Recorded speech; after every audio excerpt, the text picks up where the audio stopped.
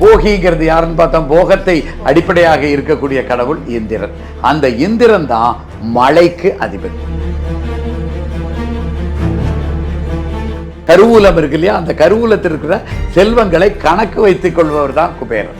சூரியனுக்கான வழிபாடு தான் இந்த தைப்பொங்கல் திருநாள், புத்தாண்டு திருநாள். சூரியன் உதிக்கும் நேரத்தில் தான் கொண்டாடணும். வருடத்தில் 2 நாட்கள் தான் சம இரவு சம பகல் நாட்கள். அப்பதான் சரியா கிழக்கு நோக்கி உதிக்கும். இந்த குறிப்பா நேரம்னு பார்த்தீங்கன்னா அந்த 6:34 ஒட்டி தான் சூரிய உதயம். அப்பதான் நாள் துவங்குகிறது, அப்பதான் வருடம் துவங்குகிறது, அப்பதான் சூரியனும் வருகிறார். காளை மாட்டு மூலமாக ரத்தம் வெளியே வந்துச்சுதுன்னா கடவுளுக்கு உண்டான பூஜையை செய்தோம். இந்த வருடம் முழுவதும் ஒரு வீரமான வருடமாக இருக்கும். எந்த துன்பத்தையும் தாங்கக்கூடிய ஆற்றலை நமக்கு கடவுள் கொடுக்கிற ஒரு நாளாக இருக்கும். இதுதான் ஏறு தழுவுதல் மொத்தமா நடக்கிறது. ஒரு மஞ்ச துணியில அவரால் என்ன முடியுமோ அவ்வளவு சல்லிக்காசு அதுல போட்டு ஒரு முடிச்சு போட்டு இந்த முடிச்ச மாட்டு காளையோட அந்த கொம்புல கெட்டி விட்டுருவார். பிடிச்சிட்டாங்கன்னா அந்த சல்லிக்காட்டு அது அவங்களுக்கு பொருத்தம். இந்த சல்லிக்கட்டு தான் இப்ப ஜல்லிக்கட்டுன்னு மாறி இருக்குது. இது எந்த நாள்னா சூரியனோட கதிர்கள் ஒரு குறிப்பிட்ட கோணத்துல வர்றது. எல்லா நாட்களுமே கரி நாட்கள் தான் தமிழக பஞ்சாங்கத்துல சொல்லி வச்சுட்டாங்க. உண்மையில அப்படி போடக்கூடாது, வல்லினரானா போடணும். கரி நாள், கரி நாள்னா என்ன? ஆட்டுக்கறி, கோழிக்கறி, இந்த மாதிரி கரி நாள். ரெண்டாவது, முந்தைய என்ன சொல்லுவாங்க, அது ஆடு வந்து கத்தும், கோழி வந்து கத்தும், நெல் வந்து கத்தாதும்பாங்க. அதெல்லாம் மூடப்பழக்க வழக்கங்கள். ஓட்டையும் பொன்னையும் ஒக்க நோக்குபவர்கள் தான் தமிழர்கள். உயிரினங்களையும் பயிரினங்களையும் செடி கொடியையும் ஆடு கொடியையும் ஒன்று போல பார்ப்பவர்கள் தான் தமிழர்கள். 4ஆம் தூண் நேயர்கள் அனைவருக்கும் வணக்கம். இன்று நம்ம நிகழ்ச்சியின் சிறப்பு விருந்தினர் இந்து வேத மறுமலர்ச்சி இயக்கத்தின் தலைவர் சித்தர் மூங்கிலடியார் அவர்கள் இணைந்துள்ளார். வணக்கம் சார். வணக்கங்க. இப்ப நம்ம தமிழர்கள் முறையில ஒரு வகையான பொங்கல்ன்றது கொண்டாடுவாங்க. அந்த 4 நாட்கள் ஒரு பொங்கலையும் ஒரு வழிமுறையில கொண்டாடுவாங்க. இதே மாதிரி சித்தர்கள் வழிபாடுகள்ல அவங்க என்ன மாதிரியான பொங்கல் கொண்டாடுவாங்க? ஏதாச்சும் வித்தியாசம் இருக்கா சார் தமிழர்களுக்கும் சித்தர்களுக்கும் பொங்கல் கொண்டாடும் வழிமுறைகள்? அடிப்படையில நம்ம சித்தர்கள்னு எடுத்துட்டாங்கனாலே எல்லாருமே தமிழர்கள் தான். அடிப்படையில் அந்த சங்க காலத்தில் இருந்து அந்த முற்காலத்தில் எப்படி தமிழர்கள் கொண்டாடினாங்களோ அதே முறையை தான் சித்தர்கள்னு சொல்கிறாங்க. இடைக்காலத்தில் சில குழப்பங்களும் கருத்து குழப்பங்களும் மாறுபாடுகளும் தமிழ் முறையை விட்டுட்டு போனது சில இடங்கள்ல இருக்குது. அதை தவிர சித்தர்கள் பண்டைய தமிழர்கள் எப்படி கொண்டாடினாங்களோ அதையே தான் சித்தர்களும் கொண்டாடுறாங்க. மொத்தம் நம்ம 4 வகையான பொங்கல் 4 தினம் கொண்டாடுவோம் சார். போகி, பொங்கல், அப்புறம் வந்து மாட்டு பொங்கல், அப்புறம் காணும் பொங்கல்ன்றது. இந்த 4 பொங்கலுக்கும் என்னென்ன வித்தியாசங்கள், எந்த மாதிரியானலாம் கொண்டாடணும், என்ன டைம்ல அந்த பொங்கல்லாம் நம்ம வைக்கணும் சார்? சரி, முதல்ல போகி எடுத்துக்கிடுங்க. இது போகினா என்ன அர்த்தம்னா போக்குறது, பழையன கழிதலும் புதியன புகுதலும் காலை வரையினாலே வலுவலை அப்படிங்கிறது தான். அதை பழசெல்லாத்தையும் தூக்கி போட்டுறணும் அப்படியெல்லாம் சித்தர்கள் அந்த முறையில் தமிழர்களும் அந்த காலத்தில் அப்படி கொண்டாடவில்லை. போகிங்கிறது யாருன்னா, போகினா போகத்தில் திரைக்கக்கூடிய கடவுள் இந்திரன். இந்திரன் தான் இந்த 4 நாட்களுமே தமிழர் புத்தாண்டு தைதான் பார்த்தோம். அறுவடை முடிஞ்சு இப்போதான் தானியங்கள்லாம் வந்திருக்கும், மக்கள்கிட்ட நல்ல வருவாய் கூடியிருக்கும், உழைப்பின் பலனை கையில் எடுத்து வச்சிருப்பாங்க, மகிழ்ச்சியாக இருப்பார்கள். அப்போதான் புத்தாண்டும் துவங்குகிறார்கள். அந்த புத்தாண்டில் அந்த மகிழ்ச்சியோடு ஆரம்பிக்க வேண்டும். தமிழர்கள் முழுக்க உழவு தொழிலை சார்ந்து தான் இருந்தாங்க. அது போக மற்ற தொழிலெல்லாம் உழவு தொழில் பார்ப்பார். உழவு தொழிலில் மீதி எஞ்சி இருக்கிற நேரத்தில் வேற தொழில்கள் எல்லாம் பார்த்து கொண்டிருந்தார்கள். அடிப்படையில் எல்லாருமே உழவர்களாகத்தான் சொன்னாங்க. அதைத்தான் உழவுக்கும் தொழிலுக்கும் வந்தனை செய்வோம். உழவுங்கிறது ஒரு தொழில் கிடையாது, உழவுங்கிறது எல்லாருமே பண்ணுறது. அதுக்கு மேலே சில ஒருத்தர் மருத்துவராக இருப்பார், ஒருத்தர் வந்து சோதிடராக இருப்பார், ஒருத்தர் வந்து கோயிலில் வேலை பார்ப்பார், ஒருத்தர் கணக்கு பிள்ளையாக இருப்பார். இவ்வளோதான். அதனால் உழவு தொழில் எல்லாருமே பார்த்துக்கிட்டு இருந்தாங்க. அப்போ உழவு தொழிலுக்கு காரணமான அடிப்படை உழவு தொழிலை வளமான தொழிலாக மாற்றக்கூடிய எல்லாருக்குமே இந்த பொங்கலில் புத்தாண்டில் நன்றி தெரிவிக்கிறது தான் இந்த பொங்கல் விழா. போகிங்கிறது யாருன்னு பார்த்தோம், போகத்தை அடிப்படையாக இருக்கக்கூடிய கடவுள் இந்திரன். அந்த இந்திரன் தான் மழைக்கு அதிபதி. எல்லாரும் என்ன நினைப்பாங்கன்னா, அந்த குபேரன் பூஜை கூட பண்ணுவாங்க. இந்திரன் தான் அந்த இந்திரலோகத்தில் இருக்கிற செல்வங்களுக்கு அதிபதி யாருன்னா இந்திரன் தான். குபேரன் யாருன்னா கணக்கு எழுதி வைக்கிற அந்த வரவு செலவு எவ்வளோ வெளியே போச்சு எவ்வளோ உள்ளே இருக்குது அப்படின்னு அந்த அந்த கருவூலம் இருக்கு இல்லையா, அந்த கருவூலத்தில் இருக்கிற செல்வங்களை கணக்கு வைத்துக் கொள்பவர் தான் குபேரன். இன்னொன்று சார், அந்த விடியற்காலை அந்த பழைசு நம்ம வீட்டில் என்னெல்லாம் இருக்கும் அதெல்லாம் போட்டு எரிக்கிற முறைன்றது ஒன்று, முந்தின நாள் இரவு, விடிய காலில் முந்தின நாள் இரவு. அதான் அது எரிக்கணுங்கிறதெல்லாம் ஒன்றும் கிடையாது. அதாவது அது இன்றைய சூழலில் எப்படி ஆச்சு, டயரை போட்டு எரிக்கிறாங்க, எல்லாத்தையும் போட்டு எரித்துக்கட்டு இருக்கிறார்கள். அப்போ இது சுற்றுச்சூழலை மாசுபடுத்துறதுக்கு தான் பயன்படுத்துறதை தவிர இல்லை. அந்த காலத்தில் பண்டைய தமிழர்கள் எல்லாமே இயற்கையோடு இணைந்து தான் வச்சுருந்தாங்க. அதை ஒரு குப்பை கொழி வச்சுருப்பாங்க, இல்லை எருக்கடங்குன்னு வச்சுருப்பாங்க. அதில் போட்டிக்கினாலே அது மக்கி உரமாகி அடுத்த வருஷத்துக்கு பயனுள்ளதாக மாறிக்கொள்ளும். உழவு தொழிலுக்கு இயற்கை உரமாக பயன்படும். இவங்க பயன்படுத்தின பொருட்கள் அந்த காலத்தில் நெகிழி இதெல்லாம் ஒன்றும் கிடையாது. அதனால் இருக்கிற பொருட்கள் எல்லாத்தையுமே தூர போட்டுடலாம். அதுக்குன்னு எருக்கடங்குன்னு வச்சுருப்பாங்க, குப்பை குழின்னு வச்சுருப்பாங்க. அதில் போட்டு வச்சுட்டோன்னா அது நாடளவில் மக்கி அடுத்த வருடத்துக்கான ஒரு இயற்கை உரமாக ஆகிரும். அப்போ எதை எரிச்சு அழிக்கணுங்கிறது சித்தர்களோட முறை கிடையாது. எல்லாத்தையும் நம்ம பழசிரிச்சது பயன்படுத்த முடியாது, புதுசு வாங்கிட்டோம் அப்படின்னா அந்த பழசை தூர போடலாமே தவிர அதுக்காக ஒரு விழா கிடையாது. அப்ப அது ஒரு மூட நம்பிக்கை தான். அது காலப்போக்கில் புகுந்து விட்ட ஒரு தேவையற்ற ஒரு பழக்கம். இந்திரனுக்கு எதுக்காக பூசை பண்றோம்? நான் ஏற்கனவே சொன்ன மாதிரி குபேரன் எப்படி கருவூலத்து கணக்கு எழுதுறவரோ, வருணன் வருணனா முடிவு பண்ணி மழையை கொடுக்க மாட்டார். இந்திரன் தான் அந்த பட்டியல் போட்டு இந்த காலத்துலலாம் இப்படி போடு. அதுக்குள்ள வருணனுக்கு கொஞ்சம் சுதந்திரம் இருக்கும். அந்த காலப்போக்கில் எப்போ மழையை கொடுக்கணுங்கிறதெல்லாம் அவர் சரியாக பார்த்து மழையை செயல்படுத்துபவர் வருணன். ஆனால் மழையை கொடுக்கக்கூடிய பட்டியலை மழைக்கு அதிபதி எப்போ கொடுக்கணும்னு சொல்றதெல்லாம் இந்திரன் தான். அப்போ மழை அடிப்படையில் அவசியம் தேவையானது. முதல்ல அந்த இந்திரனுக்கான பூசையை சென்ற ஆண்டு முழுவதும் நீ சிறப்பாக எங்களுக்கு மழை கொடுத்து உதவினா இது இந்திரனுக்கு செய்யக்கூடிய பூசைகள் தான் இந்த போகி பண்டிகை. இந்திரனை நினச்சி நம்ம கொண்டாடணும். இந்திரனுக்கு உண்டான வழிமுறைகள் எல்லாம் கொண்டாடணும். அது இந்திரன் இரவு நேரத்தில் தான் இந்திரனுக்கான பூசைகள் எல்லாம் நடக்கும். அது இரவு நம்ம பண்டைய காலத்தில் பூம்புகார் நகரத்தில் சிலப்பதிகாரத்துலாம் இந்திர விழாங்கிறது தனிப்பட்ட விழாவாக ஒரு சிறப்பான விழாவாக கொண்டாடப்பட்டு கொண்டிருந்தது. வர அந்த கொஞ்சம் கொஞ்சமாக அது மாறிவிட்டது. அந்த மாற்றமெல்லாம் இல்லாமல் இந்திரனுக்கான பூசையை செய்ய வேண்டும். இது இரவுல முந்தின நாள் இரவுல பண்ணணும். அப்போ பழத்தை தூக்கி போடலாமான்னா தூக்கி போடலாம். அதை எரிச்சு மாசுபடுத்தாதீர்கள். அதை உரிய முறையில் அதை விலக்கி வைத்திருக்கொள்ளுங்க. இதுதான் முதல்ல. அப்ப பொங்கல் சந்திரனை நம்ம வழிபடுவோம்ல? இல்ல இந்திரனுக்கு இரவுல பூசை பண்ணிடுறோமா, அப்புறம் அடுத்த நாள் காலையில சூரியன். இந்திரனுக்கு வழிபாடு முடிஞ்சிருச்சுது, மழை கொடுத்தவர். அடுத்தது மழை உட்பட எல்லாத்துக்கும் அடிப்படை சூரியன் தான் நமக்கு காரணம். உழவு தொழிலே சூரியனை அடிப்படையாக இருக்குது. தமிழர்களின் வாழ்வு முழுவதுமே சூரியனை அடிப்படையாகத்தான் கொண்ட வாழ்வாக இருக்கிறது. அப்ப அடுத்த நாள் காலையில நம்ம சூரியனுக்கான வழிபாடு தான் இந்த தைப்பொங்கல் திருநாள், புத்தாண்டு திருநாள். இப்போ இதை எப்போ கொண்டாடணும்னா, நிறைய பேர் இந்த நல்ல நேரம் பார்த்து காலையில் 6:30 மணிக்கு கொண்டாடணும், 10:30 மணிக்கு கொண்டாடணும், அந்த மாதிரியெல்லாம் சொல்கிறாங்க. உண்மையிலேயே சூரியன் உதிக்கும் நேரத்தில் தான் கொண்டாடணும். ஏன்னா நம்ம புத்தாண்டுன்னு பார்த்தோம். தமிழர்களோட நாள் எப்பவுமே இரவு 12 மணிக்கு துவங்காது. தமிழர்களோட நாள் எப்போ சூரியன் உதிக்குதோ அப்போ தான் நாள் துவங்கும். அப்போ நாள் எப்போ முடியும்? அந்த சூரியன் மறைஞ்சி அடுத்த நாள் சூரியன் வார வரைக்கும் அந்த நாள் தொடரும். ஸோ சூரியன் உதிக்கிறது கொஞ்சம் முன்னாடி வரைக்கும் ஒரு நாள் தான். 6 மணிக்கு அந்த சூரியன் உதிக்கும் போது தான் அந்நாள் துவங்குகிறது. பஞ்சாங்கம் எல்லாம் பார்த்தீங்கன்னா முழுக்க அப்படி தான் போட்டிருக்கோம். 6 மணியிலிருந்து தான் கணக்கு வச்சுருக்கோம்.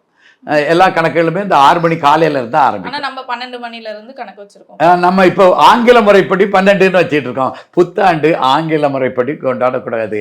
அது ஆங்கில புத்தாண்டு ஆங்கில முறைப்படி கொண்டாடலாம், அதுல ஒன்றும் பிரச்சனை இல்லை. ஆனால் தமிழர் புத்தாண்டுங்கிறது அந்த காலையில சூரிய உதயம். சூரிய உதயமும் சரியாக 6 மணிக்கு சூரியன் உதயம் நடக்காது. ஏன்னா உத்தராயணம் தட்சணாயணம்ட்டு அது கொஞ்சம் வடக்குலையும் தெற்குலையும் போய்கொண்டே இருக்கும். வருடத்தில் 2 நாட்கள் தான் சம இரவு சம பகல் நாட்கள். அப்போ தான் சரியாக கிழக்கு நோக்கி உதிக்கும். மற்ற எல்லாம் கொஞ்சம் வடகிழக்கிலேயோ இல்லை தென்கிழக்கிலேயோ அந்த அந்த கொஞ்சம் மாறி அது உதித்து கொண்டிருக்கும். ஆச்சா, இப்போ நம்ம சூரியன் நமக்கு ஒவ்வொரு இப்போ நாட்காட்டியிலெல்லாம் தினசரி நாட்காட்டியிலெல்லாம் போட்டிருப்பாங்க சூரிய உதயம்னு போட்டிருப்பாங்க. இப்போ பார்த்தீங்கன்னா 6:34 35க்கு தமிழ்நாட்டில் சூரியன் உதயம் ஆகிக்கொண்டிருக்கிறது. அப்போ நம்ம எப்போ பூசை பண்ணணும்? ஒரு 6:15 6:45 இந்த 6:35 உள்ளடக்கி அந்த நேரத்தில் பொங்கல் பொங்கி வர்றாப்புல, அது பால் பொங்கலாக இருந்தாலும் சரி, சர்க்கரை பொங்கலாக இருந்தாலும் சரி, வெண்பொங்கலாக இருந்தாலும் எந்த அந்த நேரத்தில் பொங்கி வர்றதாக வைத்துக்கொண்டு அதுக்கு சூரியனுக்கு வச்சு மஞ்சள் குலை, கரும்பு, இஞ்சி இது எல்லாத்தையுமே வச்சு வழிபட வேண்டியது முறை. அந்த 6:15 6:45 நீங்கள் குறிப்பாக நேரம்னு பார்த்தீங்கன்னா அந்த 6:34 ஒட்டி தான் சூரிய உதயம். அப்போ தான் நாள் துவங்குகிறது, அப்போ தான் வருடம் துவங்குகிறது, அப்போ தான் சூரியனும் வருகிறார். சூரியன் நம்ம கண்ணுக்கு மேகமூட்டமாக இருக்குது. பனி இப்போ தை மாதம் மேகமூட்டம் நம்ம கண்ணுக்கு தெரியணுங்கிறது ஒன்றும் அவசியம் இல்லை. அங்கே சூரியன் இருக்கிறாரு. அந்த சூரியனை பார்த்து அந்த கிழக்கு நோக்கி நம்ம கிழக்கு நோக்கி இருக்கணும். அந்த பானை நமக்கு இடையில இருக்கணும். அதில் வச்சு வழிபடும் முறை தான் சரியான முறை. சூரியனுக்கு உண்டான பூசைகளை செய்வது அந்த சூரிய பூசை. நம்ம கிராமத்து சைட்லாம் பார்த்தீங்கன்னா அந்த தாவாரம் சொல்லுவோம் இல்லையா, அந்த வீட்டு தாவாரத்தில் சூரியனை பார்க்குற மாதிரி அந்த சூரியன் வெளிச்சம் அந்த பானை அந்த மண்பானை மேலே பற்ற மாதிரி தான் பொங்கல் கொண்டாடுவாங்க. ஆனால் இப்போ நம்ம நகரம் சைடு பார்த்தீங்கன்னா நம்ம வீட்டில் நார்மலாக எல்லாருமே கேஸ் ஸ்டவ் தான் யூஸ் பண்ணுறாங்க. உள்ளேயே அந்த ரூம்குள்ளேயே முடிச்சிடுறாங்க. எது சார் நல்ல முறை? வழிபடுறதுன்றது எப்படி வேணால் வழிபடலாமா, இல்லை இந்த மாதிரி தாவாரத்தில் தான் வழிபட? அதாவது வசதி வாய்ப்புகள் எப்படி இருக்குன்னு நம்ம பார்த்துக்கிட்டோம். நம்ம உங்களுக்கு ஒரு தனியான முற்றமெல்லாம் இருந்துச்சுன்னு வைங்களேன், நகரத்திலேயே கூட தனிப்பட்ட வீடாக இருந்துச்சுன்னா வீட்டு முற்றத்தில் வைக்கலாம். உங்களால் மொட்டை மாடிக்கு கொண்டு போய் வைக்க முடிஞ்சுதுன்னா மொட்டை மாடியில் வைக்கலாம். சூரியனுக்கு நேராக பார்த்து வழிபட்டோம் என்றால் அது சிறப்பான முறை. அதுதான் சிறப்பான முறை, இயற்கையுடன் இணைந்த முறை. ஆனால் காலத்தில் இருக்க முடியாதுங்கிறதுக்காக இந்த அடுக்ககத்தில் வாழ்கிறவங்க, ஃப்ளாட்டில் வாழ்கிறவங்களுக்காக அதுக்காக அவங்க கொண்டாடவே கூடாதுன்னு நம்ம சொல்லிட முடியாது. நீங்கள் அந்த எங்கே கிழக்கு பார்க்க வைக்க முடிச்சல சில இடங்களில் வாஸ்து எல்லாம் பார்த்து அந்த சமையல் அறையெல்லாம் வச்சுருப்பாங்க. அப்போ எந்த பக்கம் பார்க்குறதுங்கிறதே நம்ம சரியாக சொல்ல முடியாது. அந்த அக்கினி மூலையில் தான் இதை வைப்பாங்க. அடுப்பு எங்கே இருக்குதுலாம் பார்க்கணும். நீங்கள் என்ன செய்யலாம், கிழக்கு பார்க்க அந்த கடவுளர்கள் பூசை அறையில் நீங்கள் அதை பொங்கி எடுத்து கொண்டு வந்து பூசை அறையில் வச்சு வழிபடலாம். இதுதான் ஆண்டு துவக்கம், நாள் துவக்கம், சூரியனுக்கான நன்றி தெரிவிக்கும் நாள். இன்னும் ஒரு காலத்தை அந்த இந்திரனுக்கு போன கடந்த ஆண்டு கலந்ததுக்காக நன்றி தெரிவிக்கிறோம். இந்த சூரியனுக்கு இன்னும் ஒரு ஆண்டுக்கு எங்களை வளமாகவும் வாழ்வை செழிப்பாகவும் வைத்திருப்பாயாகன்னு வேண்டிக் கொள்கிறோம். இது 2வது நாள். இப்போ நம்ம போகி பொங்கல் பார்த்துட்டோம். அடுத்து மாட்டு பொங்கல் அப்படின்னு ஒரு தினம் வருது. அதை எப்படி நம்ம வழிபடணும் சார்? இந்த மாட்டு பொங்கல்ங்கிறது சூரியனை கும்பிட்டாச்சுது, முதல்ல இந்திரனை கும்பிட்டாச்சுது, மழைக்காக சூரியனை கும்பிட்டாச்சுது, அடிப்படை உழவருக்கு தேவையா. அடுத்தது நமக்கு யார் துணை நிற்கிறா? மாடு மட்டும் இல்லை, ஆடு, மாடு, கோழி, நமக்கு துணை நிற்கக்கூடிய அனைத்து பயிரினங்கள், உயிரினங்கள், பறவைகள் கூட. அந்த காலத்துல எல்லாம் என்ன செய்வாங்கன்னா அறுவடை முடிஞ்ச உடனே கோயிலில் ஒரு கிராம தேவதை கோயில் இருக்கும், ஐயனார் கோயில் இருக்கும். ஒவ்வொரு வீட்டில் இருந்தும் ஒரு கெட்டு நெல் கதிரோ இல்லை சோளமோ எது வந்திருக்குதோ அதை அறுத்து அங்கே இருக்கிற வேப்ப மரம் இருக்கும், அரச மரம் இருக்கும், அதில் கெட்டி தொங்க விட்டுருவாங்க. அந்த பறவைகள்லாம் அதை சாப்பிட்டு போட்டோம்.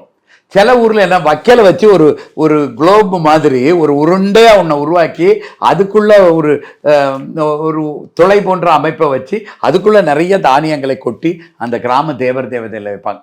ஏன்னா பறவைகள் விவசாயத்திற்கு அந்த உழவு தொழிலுக்கு மிகப்பெரிய பங்காற்றுகின்றன. அப்போ பறவைகளும் நம்ம அதை இதில் போற்றி பாதுகாக்க வேண்டும். இது எல்லாத்தையுமே வைத்து வணங்கி நம்ம பூசை செய்து அவர்களுக்கான நன்றியை தெரிவிக்கக்கூடிய ஒரு நாள் தான் இந்த தமிழர்களின் மாட்டுப்பொங்கல் நாள். இன்னொன்று பார்த்தீங்கன்னா, இந்த மாட்டு பொங்கல்லே நம்ம ஜல்லிக்கட்டு அப்படின்னு ஒரு பாரம்பரிய விளையாட்டு முறையை நம்ம நடத்துவோம். அதில் ஜல்லிக்கட்டு அப்படின்றதே நம்ம தமிழ் சொல் கிடையாது, அதிலே ஜான்ற வடமொழி சொல் வருது சார். இதை எப்படி நம்ம தமிழர் விளையாட்டில் தமிழர் பாரம்பரியமாக ஒன்று சேர்த்துருக்கோம் சார்? அது இலக்கியங்கள்லாம் இதற்கு ஏறு தழுவுதல் அப்படின்ட்டு பெயர் வச்சிருக்கிறாங்க. ஏறு தழுவுதல்னா என்னன்னா, நம்ம இந்த எல்லா ஏறு தழுவுதலும் பார்த்தீங்கன்னா சும்மா பொது வழியில் ஒரு மைதானத்தை பார்த்து அங்கே காளை மாட்டை விட மாட்டாங்க, அதை அடக்க மாட்டாங்க. ஏதாவது ஒரு கோயில் இருக்கும், ஒரு கிராம தேவர் தேவதை. அதுவும் அந்த 18 பெட்டிக்கு ஒரு முதன்மையான ஒரு கிராம தேவர் தேவதை கோயிலில் தான் வச்சு கொடுப்பாங்க. அது என்னன்னா, இதில் இருந்து ரத்தம் கொடுக்கறது வந்து முதல் நாள், ஆண்டு முதல் நாள் இப்போ தான் நேத்தான் துவங்கி இருக்கிறது. இன்றைக்கு வந்து அந்த காளை மாட்டு மூலமாக ரத்தம் வெளியே வந்துச்சுதுன்னா, நம்மளுடைய ரத்தம் வரணும். அந்த ரத்தம் வந்துச்சுதுன்னா கடவுளுக்கு உண்டான பூஜையை செய்தோம். இந்த வருடம் முழுவதும் ஒரு வீரமான வருடமாக இருக்கும். எந்த துன்பத்தையும் தாங்கக்கூடிய ஆற்றலை நமக்கு கடவுள் கொடுக்கிற ஒரு நாளாக இருக்கும். இதுதான் ஏறு தழுவுதல் மொத்தமாக நடக்கிறது. இந்த ஜல்லிக்கட்டுன்னு நம்ம சொல்கிறோம் இல்லையா, இது வந்து உண்மையிலே இதை பெயர் ஜல்லிக்கட்டுங்கிறதுக்கு வடமொழி எழுத்து தான் நீங்கள் வருது. அந்த ஜல்லிக்கட்டுன்னா என்ன பொருள்னா ஒரு பொருளும் கிடையாது. ஆனால் உண்மையிலே அதற்குண்டான தமிழ் வார்த்தை சொல் என்னன்னா சல்லிக்கட்டு. சல்லிக்கட்டு. நம்ம காயின் இருக்குது இல்லையா, ரூபா நோட்டு இல்லாமல் காயின் இருக்குது இல்லையா, இதற்கு தமிழில் சல்லிபாங்க. சல்லிக்காசு அப்படியெல்லாம் சொல்லுவாங்க. சின்ன வயசில் அந்த நான் சின்ன வயசில் இருக்கும்போதெல்லாம் ஒரு 3 பைசா இருந்துச்சுன்னா ஒரு வாழைப்பழம், பூவன் பழமெல்லாம் 3 பைசாவுக்கு வாங்கிடலாம். பல குழந்தைகள் சாப்பிடுற இனிப்புகள் எல்லாமே 1 பைசாவுக்கெல்லாம் இருக்கும். அப்போ அந்த சல்லி காசுக்கு நல்ல மதிப்பு இருந்துச்சு. இன்னைக்கு பார்த்தீங்கன்னா குறைஞ்சது சல்லி காசுக்கு பயன்பட மாட்டான்னா அந்த ஒரு அவ்வளவு கூட ஒரு ரூபாங்கிறது பெருசு, இது சின்னது, அது கூட பயன்பட மாட்டாங்கிறது நல்ல எடுத்துக்காட்டு சொன்னீங்க. இப்போ அந்த சல்லிக்காசு இப்போ வந்து சல்லிக்காசுக்கு பயனே இல்லை. குறைஞ்சது ஒருத்தருக்கு ஒரு தானமாக கொடுக்கணும்னா கூட 10 ரூபா, ரோட்டு வாரத்தில் இருக்கிற ஒருத்தர் தானம் கேட்குறவர் கொடுக்கணும்னா கூட 10 ரூபா தான் கொடுக்க வேண்டியதாக இருக்குது. இல்லைன்னா அவர் வாங்க மாட்டேங்கிறார். ஆனால் அந்த காலத்தில் அந்த சல்லி காசுக்கு நல்ல பயன் இருந்துச்சு, மதிப்பு இருந்துச்சு. அப்போ இவர் என்ன செய்வார், ஏறு தழுவுதல் மொத்தமாக கோயிலில் நடக்கிறது. ஆனால் எல்லா காளையும் அந்த அளவுக்கு வீரம் பொருந்தியதாக இருக்காது, அவ்வளவு தூரம் இருக்காது. அப்போ என்ன செய்வாங்க, இவர் வந்து அந்த மாட்டு கொம்பில் இவர் தனிப்பட்ட ஒரே ஒரு மாதிரி தான் வச்சுருப்பார். இதை அங்கே கொண்டு போய் விடுற அளவுக்கு இது அவ்வளவு தூரம் தாங்காது, அந்த மாடுபிடி வீரர்கள் அளவுக்கு தாங்காது. அப்போ என்ன செய்வார், ரோட்டில் அதை அவுத்து விட்டுருவார், வீட்டில் இருந்து அவுத்து விட்டுறாரு. ஒரு மஞ்சள் துணியில் அவரால் என்ன முடியுமோ அவ்வளவு சல்லிக்காசு அதில் போட்டு ஒரு முடிச்சு போட்டு, இந்த முடிச்ச மாட்டு காளையோட அந்த கொம்புல கெட்டி விட்டுருவார். அதை யாரெல்லாம் பிடிக்கலாம், சின்ன பசங்க கூட பிடிப்பாங்க. அந்த மாடு வந்து ரொம்ப அந்த மாடு மாதிரி பெரிய பெரிய குரோதத்தோடையோ அந்த மாதிரி இருக்காது. அதனால இதை குழந்தைகள் பிடிப்பாங்க. குழந்தைகள்லாம் ரொம்ப குழந்தைகள் பிடிக்க மாட்டாங்க. அதுவும் அந்த கிராமத்து வழக்கத்தையும் பொறுத்து இதையும் பொறுத்து யார் வேணாலும் பொதுமக்கள் பிடிச்சிட்டாங்கன்னா அந்த சல்லிக்கட்டு அது அவங்களுக்கு பொருத்தம். இந்த சல்லிக்கட்டு தான் இப்போ ஜல்லிக்கட்டுன்னு மாறி இருக்குது. தூய தமிழ் சொல், தூய தமிழ் பழக்க வழக்கத்தில் இருக்கக்கூடிய ஒரு விளையாட்டு. இதனை எடுத்து பார்த்தீங்கன்னா காணும் பொங்கல் அப்படின்ற ஒரு பொங்கல் வருது. இதனையும் வந்து கொண்டாடுறாங்க, வெளியே போயிட்டு சுற்றி பார்க்கறது அந்த மாதிரின்னு குடும்பமாக சேர்ந்து கொண்டாடுறாங்க. ஆனால் இன்னொன்றும் இருக்கு, இதிலே கரிநாள் அப்படின்ற ஒரு நாளும் இருக்கு. அதில் வந்து எந்த சுபகாரியங்களும் செய்யக்கூடாது, எல்லாத்துக்குமே வந்து தடை விதிக்கிற மாதிரி, நல்ல காரியம் எதுவும் பண்ணாமல் எதுவுமே பண்ணக்கூடாது அப்படின்றாங்க. அது எதுக்காக சொல்றாங்க சார் இந்த காணும் பொங்கல்ல? இதுல 2 அதான் தமிழ் முழுக்க தெரிஞ்சிருச்சதுனாலே போதும், நம்ம சொல்றது மூட பழக்க வழக்கமா இல்லையான்னு தெரியலாம். காணும் பொங்கல், காணும் பொங்கல்னா என்ன, எதையோ காணுறோம், அதுதான் காணும் பொங்கல். சரியா? என்ன காணுறோம்னா நமது முன்னோர்களை, மூத்தோர்களை. இப்ப எல்லாம் வழிபடியா கொண்டு இந்திரன் வணங்கியாச்சுது, அடுத்தது சூரியன், அடுத்தது அதற்கு உதவிய பயிரினங்கள், உயிரினங்கள் எல்லாத்தையுமே வணங்கியாச்சுது. அடுத்து வணங்க வேண்டியது உயிரோடு இருக்கக்கூடிய நம்மளுடைய முன்னோர்களும் மூத்தோர்களும். அப்ப முன்னோர்கள் யார் யாரெல்லாம் பெரியவங்க இருக்கிறாங்களோ, சித்தப்பா, தாத்தா, பாட்டி யாரெல்லாம் உயிரோடு இருக்கிறார்களோ அவர்களை சென்று அவர்களுடைய காலை தொட்டு வணங்கி அவர்களுக்கு பரிசு பொருட்கள் கொடுத்து அவர்களை வணங்கி அவர்களுடைய ஆசிகளை பெறுவது ஒண்ணு. நமக்கு முன்னோர்களுக்கு எல்லாம் முன்னோர் யாரு? குலதெய்வம். குலதெய்வம் யாருன்னா நம்ம பரம்பரையிலேயே 7 தலைமுறைக்குள்ள ஒருத்தர் கடவுளாகி அங்க மேல இருக்கார். அப்படிப்பட்ட அந்த கடவுளையும் அவரும் நம்ம முன்னோர் தான். குலதெய்வங்களுக்கு போய் நம்ம முன்னோர்களின் முன்னோர்கள் அவர்களுக்கு அங்க போய் வழிபடணும். சரி, இப்ப கரிநாள் ஒண்ணுக்குமே தொட்டதெல்லாம் கரியா போயிடும். அது வந்து ஒரு துலங்காத நாள். இப்படியெல்லாம் ஒண்ண திருவிழா கூட சேர்த்து வைப்பாங்களா? அதுவும் தமிழர்கள் 4 திருவிழா வரிசையா முறையா கொண்டாடிட்டு இருக்காங்க, மரபுப்படி கொண்டாடிட்டு இருக்கிறாங்க. எல்லோருக்கும் நன்றி தெரிவிக்கும் விழா, ஆசிகள் பெறும் விழாவாக கொண்டாடி கொண்டிருக்காங்க. இதுல இந்த கரிநாள்ங்கிறது இந்த துலங்காத நாளா இருக்குமா? இது எந்த நாள்னா சூரியனோட கதிர்கள் ஒரு குறிப்பிட்ட கோணத்துல வர்றது. எல்லா நாட்களுமே கரி நாட்கள் தான் தமிழக பஞ்சாங்கத்துல சொல்லி வச்சிருக்காங்க. இது என்னன்னா கரி நாள்னா உண்மையில அடுப்பு கறிக்கு வர்றது இல்லையா, இடையின ராணா மரம், அதுக்குண்டான ராணா போடுறோம் கரி நாள்னு. உண்மையில அப்படி போடக்கூடாது, வல்லின ராணா போடணும். கரி நாள், கரி நாள்னா என்ன, ஆட்டுக்கறி கோழிக்கறி இந்த மாதிரி கரி நாள். நம்ம முன்னோர்கள் வழிபாடு, முன்னோர்களுக்கு நம்ம அன்னைக்கு வைக்கிறோம்னா அன்னைக்கு கறி எடுத்து வீட்டுல கறி எடுத்து சாப்பிட வேண்டும். பல வருடங்கள்ல இந்த வருடம் கூட அப்படித்தான் வருது. மாட்டு பொங்கலும் கறி நாளா இருக்கு, காணும் பொங்கலும் கறி நாளா இருக்குது. சில வருடங்கள்ல ஏதாவது ஒண்ணுதான் கறி நாளாக இருக்கும். இந்த வருடத்துல பாத்தீங்கன்னா 2 நாளுமே கறி நாளாக இருக்கிறது. அப்ப இந்த கறி நாள்ங்கிறது அடுப்பு கறிக்குள்ள வந்து ராணா போடக்கூடாது, வல்லின ராணா போடணும். ஆட்டுக்கறி நம்ம தமிழர்கள் பண்பாடு எல்லாமே எடுத்து பார்த்தீங்கன்னா நம்ம குலதெய்வத்துக்கு பார்த்தீங்கன்னா மொட்டை எடுத்து காது குத்துனா கடா வெட்டி பூசை பண்றது தான் நம்ம மெத்தடு. ஆடு கோழி முப்பூசை இப்படி குலதெய்வங்களுடைய எல்லாமே தமிழர்களுடைய குலதெய்வங்கள் முழுவதுமே முழுக்க முழுக்க முழுக்க முழுக்க ஆடு வெட்டி கடா வெட்டி இல்லைன்னா முப்பூசை பண்ணி கோழி வெட்டி பலி கொடுக்கறது தான். பலி கொடுத்து நம்ம படையலாம் வைக்கிறது தான் நம்ம பூசை. இந்த இன்னும் சொல்ல போனா முருக வழிபாடு, முருகனுக்கு கும்பிடுறோம் இல்லையா, முருகன் வழிபாடு ஏற்றால ஒரு 100 பாடல்களுக்கு மேல சங்ககால பாடல்கள் இருக்கு. 100லையுமே பார்த்தீங்கன்னா ஆட்டுக்கடா வெட்டி பூசை பண்றது தான் 100லையுமே சொல்லியிருக்கு. 1ல கூட தேன் தினை மாவெல்லாம் வைங்கன்னு சொல்லி இருக்குது, அது சொல்லி இருக்குது. ஆனா கடா வெட்டி செம்பரியாட்டுக்கு கரிய வெட்டி படைச்சு நீ பூசை பண்ணணும்னு தான் 100 பாடல்கள்லையும் சொல்லியிருக்கு. இன்னும் சொல்ல போனா திருமுருகாற்றுப்படை, பன்னீர் திருமுறை, சைவர்களுக்கு அந்த பன்னீர் திருமுறை தான் உயிர் நாடி. அந்த பன்னீர் திருமுறையில ஒன்னான திருமுருகாற்றுப்படையில சொல்லியிருக்குது, விரையீ மறியறுத்து தூவெளிர்த்தி பரப்பி வாரணம் மலரோடு, அதாவது அந்த வெள்ளை திணை அரிசியை பரப்பி அதுல மலர்கள்லாம் போட்டு மறி ஆட்டுக்குட்டியை அறுத்து அதோட ரத்தத்தை பொருத்தி சிகப்பாக்கி அதை படையலா வைக்கணுங்கிறது தான் இருக்கு தமிழர்கள் முறைங்கிறது. இதுதான் தமிழர்களோட முறை. அப்ப இதுல வந்து சுபகாரியங்கள்லாம் செய்யலாம், எல்லா சுபகாரியங்கள் தான். எந்த காரியம் செஞ்சாலும் குலதெய்வத்தை வச்சு செய்ய வேண்டும்.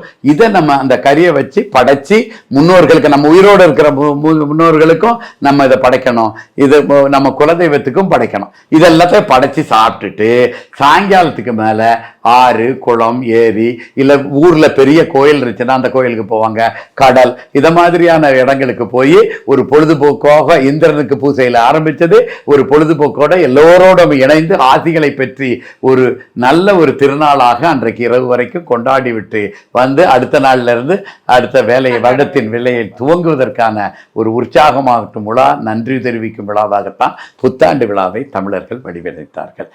இப்ப எல்லாமே அந்த 3 தினங்களுமே ரொம்ப அழகா சொன்னீங்க. இந்திரன் அதே மாதிரி சூரியனுக்கு எல்லாமே வழிபட்டோம். ஆனா அந்த நாள் முடியுது, அந்த பொங்கல் தினம் முடியிறப்ப இந்த மாதிரி பலி கொடுத்து அந்த உயிரினங்களை பலி கொடுத்து முடிக்கிறோமே, அது வந்து தமிழர்கள் இப்படிதான் கொண்டாடினாங்களா முன்னாடி எல்லாமே, இல்ல இப்ப வந்து நம்ம மாற்றி இருக்கோமா சார்? அந்த இல்ல அதாவது தமிழர்கள் வந்து கருணை வடிவானவர்கள், தமிழர்களின் கடவுள்களும் அன்பே சிவம் தான் நான் சொல்றோம்.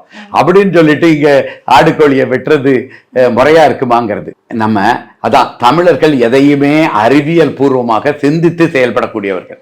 இப்ப சக்கரை பொங்கல் வைக்கிறோம், அதுல என்னெல்லாம் போடுறோம், ஒரு 10,000 அரிசி எடுக்கிறோம், போடுறோமா? அந்த 10,000 எங்க இருந்து வருது? நெல்லுல இருந்து வருது. நெல்லுக்கு உயிர் இருக்கா இல்லையா? இருக்கு. அப்புறம் கரும்புல இருந்து புளிஞ்சி எடுத்து அதை காய்ச்சி வெள்ளமாக்குறோம், அந்த கரும்புக்கு உயிர் இருக்குதா இல்லையா? இருக்குது. ஏலக்காய் போடுறோம், இதை போடுறோம். இதெல்லாம் நெய் வந்து பசு வந்து தன்னுடைய கன்றுக்காக வச்சிருக்கிற அந்த பாலை பசு கன்று குடிக்குதோ இல்லையோ அதை எடுத்து அதை தள்ளி விட்டுட்டு நெய் எடுத்து பண்றோம். இவ்வளத்தையும் சாமிக்கு படைக்கிறோமா? இவ்வளத்தையும் படைக்கிறது உயிரினங்கள். இதெல்லாம் எதுவும் உயிர் இல்லையா? உயிர் உள்ளதா இல்லையா? ஒன்று உயிர் இருக்கு. ரெண்டாவது, முந்தைய என்ன சொல்லுவாங்க, அது ஆடு வந்து கத்தும், கோழி வந்து கத்தும், நெல் வந்து கத்தாதும்பாங்க. அதெல்லாம் மூடப்பழக்க வழக்கங்கள்.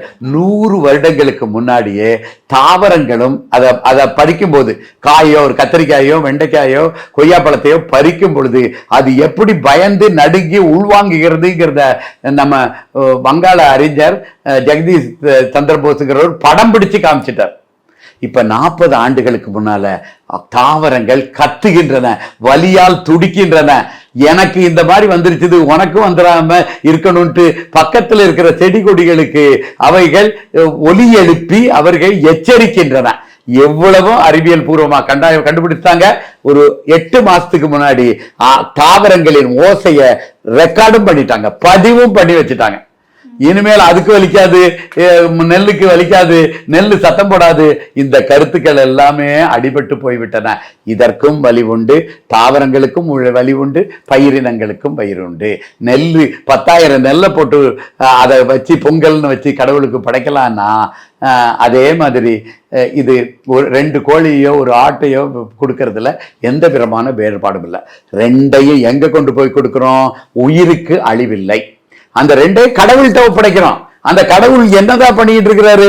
என்ன மாதிரியே இன்னொரு குலதெய்வத்தை உருவாக்குவேன், என்ன மாதிரியே இன்னொரு, என்னை சிவமாக்கினான் உன்னையும் சிவமாக்குவான், அந்த மாதிரியான என்ன மாதிரியே இன்னொரு சிவமாகவும் ஆக்கிறதுக்கு உண்டான உட்கார்க்க அவர் கையில அந்த உயிரை கொடுக்கும் பொழுது, அந்த கோழியிலிருந்து மனித பிறப்பு எடுக்கிறதுக்கு நார்மலா 10 பிறப்பு எடுத்து வரணும்னா, நார்மலா ஒரு 70-80 ஆண்டுகள் ஆகி மனித பிறப்பு தான். இந்த மனித பிறப்பு நல்ல பிறப்பாக இருக்கும், புனித பிறப்பாக இருக்கும்.